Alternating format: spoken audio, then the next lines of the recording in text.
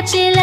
சமுத்திரம் பின்வாங்கும் சந்தோஷ திருநாளில் நல்லருளை தாரும் ஐயா முருகன் என்று முழங்குது என் மனசு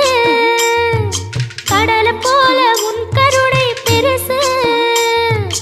உப்பு காத்து ஊத காத்து சுத்தும் கடலுக்கரைய பார்த்து சத்தியமா கோயில் கொண்ட சுபையா எங்க குப்பத்துக்கு குலவிளக்கு நீ ஐயா